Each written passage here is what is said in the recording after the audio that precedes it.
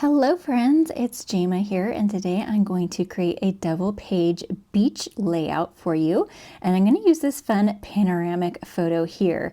If you're not sure how to print panoramic photos, I did a full tutorial on that recently, and I will link that in the description below. As you can see, I've got quite a few photos to use, and a lot of them are pretty dark, so I'm going to brighten it up with this fun and colorful scrapbooking kit. Now, I do have the scrapbooking kit and the designer series paper pack here both together, but those pop outs and the sticker sheet that I showed you are part of the scrapbooking kit. I'm starting to put some of the papers I think I want to use over off to the side, but then I decide to first pull out this beautiful palm tree paper because I have a fun idea that I want to do with the panoramic photo and the strip of palm trees and kind of have it go all the way across the layout. So I'm pulling that out first, and then I'll come back to these other papers that are going to be my supporting papers. Not quite sure exactly which ones I'll use yet, but I'm just putting the ones I think I might use to the side here. Now that yellow and pink one I will end up using, so hang tight to see how I use that. The blue waves I want to use because that panoramic photo has a lot of blue in it, and I want to be able to balance out all that blue. And in the end, it ended up being a little bit tricky, and I played around with all of this paper quite a bit, so you'll see a lot of that process. I've pulled in my Creative Design Team 12 by 12 Volume 3 sketchbook, and this video is a collaboration with the Creative Design Team where we're all using this sketchbook, and you can see here that there is a strip going all the way across the bottom of the layout. But the thing about this sketchbook is that it's designed to be able to use 6 by 6 patterned paper, and we designed it that way because there's so many beautiful 6 by 6 paper packs on the market. We wanted to be able to have a sketchbook where you can choose anything and be able to use those, but you don't have to stick to 6 by 6 pattern paper, and I think that's what is misunderstood about this sketchbook so often. So if you look at that sketch, you can see that across the bottom are several smaller pieces forming that strip, but in my layout today I'm using 12 by 12 pieces, and then I've cut down my 12 by 12 paper to create those smaller pieces that are going to layer behind the photos that you saw up there at the top.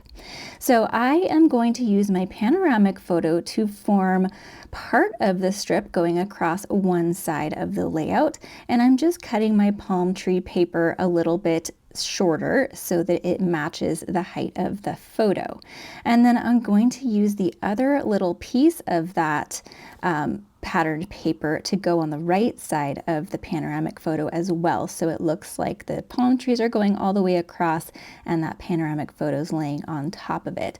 The other cool thing about this photo, the panoramic photo, having all that sky showing, is that I can overlap part of that with my photos, and so I'm sort of treating it as patterned paper and being able to overlap it. So you're going to see me auditioning a lot of different papers. In the end, this is the combo I end up going with for the top and bottom. But as you can see right now, that photo on the right, the panoramic, has a lot of blue. And then the strip I have balancing it on the left has a lot of pinks and oranges and yellows. So it really doesn't quite match. So I'm having to bring in blue, and that is what I'm really struggling to figure out through this process, is how to bring in that blue to help balance it out a little bit better. I did bring in a strip of black, and I do love doing that, especially if I have a lot of bright colors or like pastel colors, because adding just a small pop of black really helps colors like that to pop or to help anchor the bright or light colors. So I really like the addition of the black. Plus I have a lot of black in my photos. There's black in the palm trees. So I really like how that black strip looks, but I'm trying to figure out what other strips to use. I was thinking maybe this blue paper up at the top, because it kind of has the little swoopy design to it, which is kind of mimics the lights that are in the background of the photos. But I didn't like that there was no tie-in between the palm tree paper with all the pinks and oranges and yellows, and then the top paper just having blue and not having any of those other colors in it. That's not, you know, a hard and fast rule. It's just something that I wasn't aesthetically liking. So I did end up going back to that sort of cloud looking soft background with the pinks and yellows in it, and I think it had some blues in it too, so it ties everything in together. And then you'll see here I'm adding that wave pattern as those little layers behind my photos, and these are called for in the sketch and the dimensions are given, so those layered pieces really help to kind of just add some dimension and layer behind your photos, help them to pop. And then you can see here I'm adding another very skinny, like 1/8 inch, I don't remember if it's 1/8 or 1/4 inch strip of that blue wave paper to the center line. That is in addition to the pieces that are called for, because again I needed just a little bit more blue. And then I decided to add the pieces of the palm tree paper behind the blue pieces behind my photos for kind of a double layer to help offset that blue that's there. So I'm liking my background papers now, finally. It did take me quite a while, like I said, and I cut some of that process out too, but left it enough for you to see that, you know, choosing papers sometimes is a process. So there are lots of fun stickers on this sticker sheet. I decided to use the title Beach Vibes. The title for the sketch is called to be in the top left, but because my palm tree paper is a bit higher than was called for in the sketch, I didn't have as much room at the top, so I just decided to move it and nestle it underneath those photos, and I think it fits there quite nicely. And I'm at a retreat here, and I don't have my anti-static powder bag, which is usually how I will take the stick off of my stickers. So I was trying to be really careful and not lay them down. I patted them onto my clothes to get a little bit of lint on them so they wouldn't be quite so sticky, but that's why you see me here being a little bit extra careful and not quite sticking them down on my layout. But I love all of those little palm pieces. You know I love sprigs. And then on the little pop-out die cut sheet here, I spotted these waves that are already cut in the shape of waves, and I thought, okay, that could help balance the blue over on this side as well. And it sort of mimics the sand that's in the panoramic photo on the right. I didn't want it any higher than the sand level, so I brought it down so that it is at the same level as the sand, and then I'll glue it down, and off camera we'll trim off the bottom. If you're enjoying this video so far, then be sure to subscribe. I post scrapbooking videos every week, and if you're new to scrapbooking, I am starting a beginner scrapbooking series very, very soon, so you'll definitely want to stay tuned for that. My goal when I'm embellishing, whether it's with stickers or die cuts or anything else, is really to balance the colors around the layout. So I'm making sure that I've got these little palm fronds in each of my clusters, and so up in the top left, in this center one on the left, and then the one on the right. Those are my 3 main clusters.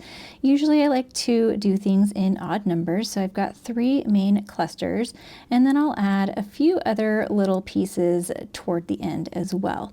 But I've got the green in each cluster. You can see that that palm tree sticker on the right has a lot of yellow and orange, and that helps to balance out all of the yellow and orange that's in the palm tree paper on the left. Since I don't have as much of that paper on the right, it helps to kind of balance that, plus it adds the element of the palm trees, which we have on the left, and then a tiny bit peeking out on the right side of the layout as well. This little palm tree here was part of the die cuts, and I really like that it matches the sky in the panoramic photo, and thought that could help bring some of that color in, but there really wasn't a place that it fit that I liked it, so it's not going to make it on this layout, but I'll keep it in mind for another one.